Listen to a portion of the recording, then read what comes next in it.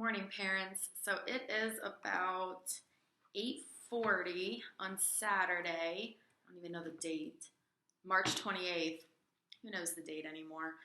And I just want to, this video is for you guys, the parents and the babysitters and the grandparents, the aunts, and everyone else who's helping out right now, because I just want you guys to know that I think you guys are superheroes right now. I mean, I can identify with what it's like to try and figure out work during this situation, because that's been quite a journey, trying to figure out how to work when I'm not at work. That can be really weird.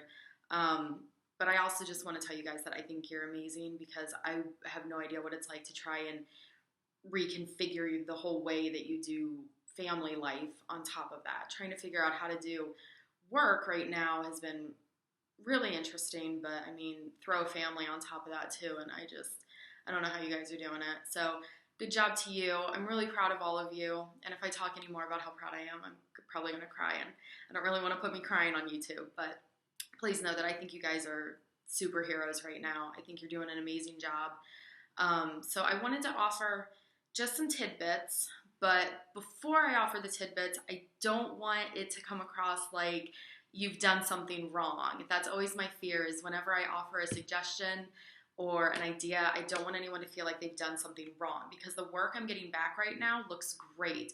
I can tell that the kids are working hard. I can tell that you guys are working hard. Everybody's working really hard right now, and I'm like really impressed with everything. I mean, I was up until about 9:30, 10 o'clock last night, organizing all the work that I've been getting back. I have these files on my computer for all of the kids.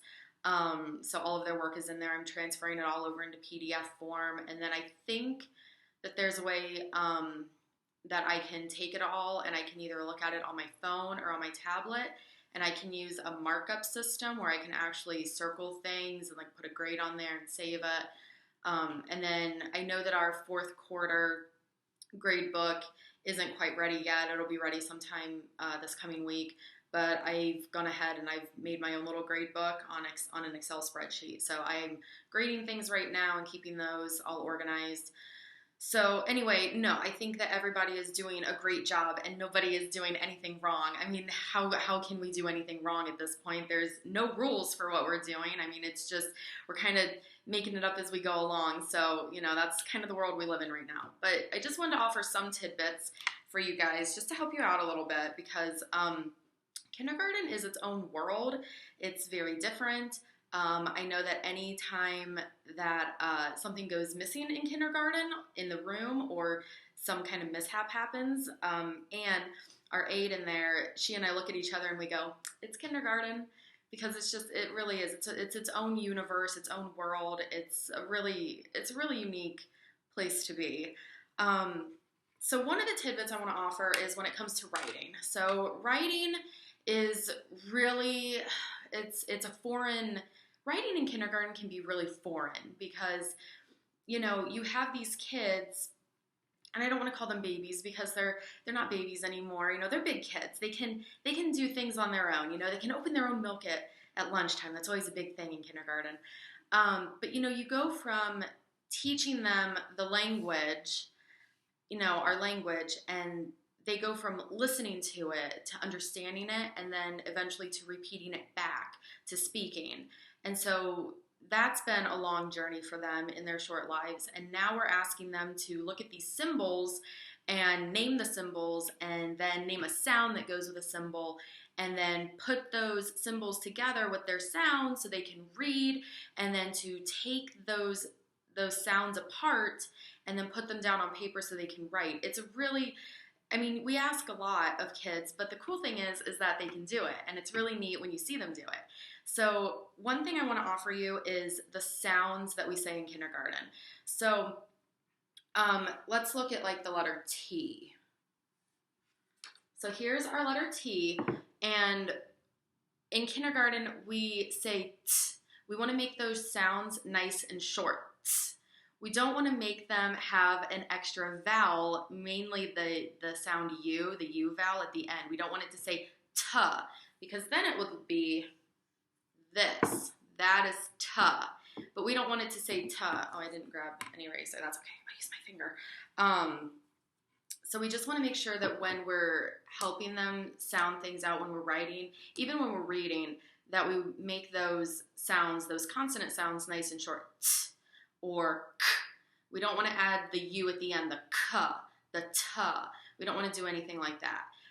So just making them nice and short for them, and they know that too. T, k, g, j, nice and short. B, d. So not duh, it's not duh, it's d, nice and short. So that's just one thing I want to offer you. The next thing I want to offer you, and to go with that, here's why we make them nice and short. So it's, if we're sounding out the word cat, so it would be k-at, not ka-ata, because then we're going to get the word ka-ata, and that's not this word, ka-ata. So we want to make them nice and short so that we're getting the words when we're reading. So k-at, cat. And I remember that because there's an episode of Full House where Uncle Jesse is helping little Michelle learn how to read cat. And watching it now as a teacher, I cringe because I hear her saying ka-ata, ka-ata, ka-ata, cat. And I'm like, how did you get cat from ka-ata? How did you do that? So anyway, it's just, I watched that episode and I'm like, no, Uncle Jesse, it's not ka-ata. So k-at, cat. Things that make you upset about your job. I have no idea. I have a lawyer and I have a CPA in my family, and I don't know, do arguments upset my lawyer family member? And I don't know, like the way of arguing, I don't know. So anyway, funny things that make you cringe when you're in your different jobs. So let's go ahead and let's talk about when we sound out words when we're writing. So, my big thing, and I tell everyone this at conference time back in the fall, is don't spell. Unless I do tell the kids, if you can find the word somewhere, not like I don't want to take the whole word and I don't want to like put it up on the wall for them, but I say if you can look around the room and if you can find that word and you can use that as a clue, then go ahead. Like the word March. March would be on our calendar in the classroom. So if they can figure out to look over there and write the word March, great, because I want them to be able to use all the clues around them in their world. But if they can't find that word, then they have to sound it out. So let's talk about like the word favorite, because I know that a lot of our writing prompts talk about our favorite season, our favorite food, our favorite color. So favorite is a really big word. So when we're sounding out the word favorite, if you're helping your child do this, I would suggest breaking it up into syllables. So favrit, and then have them sound out fave first, fave. So what I do if the student's really struggling is I'll tap it on their arm for them. I'll say, okay, we're going to sound out fave. What do you hear up here? And of course, that's an F. So they write their F. And then at that point, I try to get them to say the next sound because I don't want to do it for them. I want to get them started, but I want them to build some independence along the way. So A. They hear A, so they're going to write A. And they're not going to know that AI says A. They learn that in first grade, I do believe. I'll have Mrs. Huber double check that, but I do think they learn that in first grade. And I'm not going to have them put that magic E yet because we are learning that magic E comes at the end of a word, the very end. So that you can't put, and they also know it only jumps over one consonant, so they know they can't put it at the end, and then it's going to jump over all these consonants and vowels and everything just to make that A say its name. So we hear A, so we just write A. So fave, and we know that's a V. And now you've got the first syllable down, fave, and now we need rit. And again, you're going to want to help them get started maybe, or maybe they're like, I can do this now. So R, I, and I always scrunch my nose to give them a little bit of a clue, I, and so we know that's I, and they're going to write I, I, and sometimes I do start back at the beginning just so they know what we're doing, we're on track. If they can't remember what you're writing, say, well, what part are we writing? rit, rit. Have them say it to you. It. And again, not rita, just rit. And then there's a T.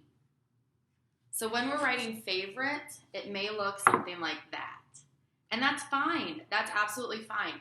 Because by allowing the students to sound out these big words by themselves, instead of giving them all the letters and spelling it for them, we really are making the writing process way more meaningful for them. We're making it very personal for them. You know, especially in these really wacky times right now, we want to make sure that the kids have some kind of sense of control over something. I think we all kind of want to have some kind of sense of control over something right now.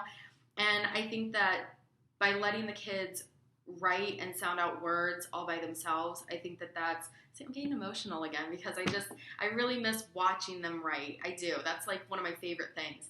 But by having them sound out their words by themselves and do the whole sentence by themselves, all the words and everything, I mean, it makes it more meaningful for them, and then that's going to build more of a relationship between them and the writing process. And that's really what we're going for. We're not going for spelling in kindergarten right now. That'll come later. As their education progresses, that aspect will come later. So right now in kindergarten, we really just want to make it a really personal relationship. I know I talk about it like it, I mean, I don't know, for me, I don't know, maybe some of you are this way too, but writing really is a relationship. I mean, I've journaled my whole life, and I mean, I have journals going back to like 3rd grade, and it really is just very personal. And that's what we're trying to build right now. We're trying to build that for them. And then by doing that as well, we can also help them to know that, hey, you don't just have to write when Miss Stahler or, you know, when mom or dad or anyone else says you have to write. You know, if you have a piece of paper and there's something you want to write, if you want to write a note to someone, if you want to write like, I'm excited for this, anything like that, we want to make sure that they know that writing can happen anytime.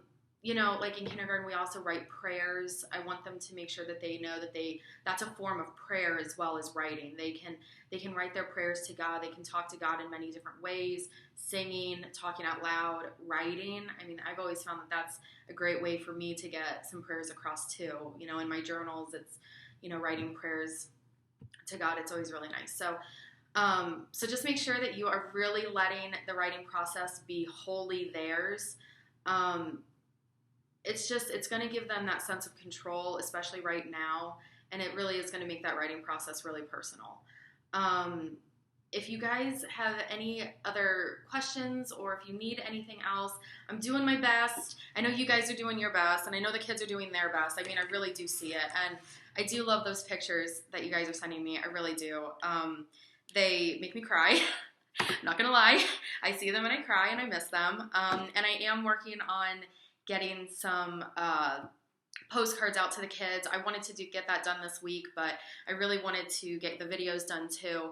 So anyway, I think YouTube's going to kick me off at 15 minutes. I have to be like a YouTube star to go over 15 minutes. So again, if you guys have any other questions for me, or if you didn't find this helpful, or if you need help with something else, I can post another video or I can email.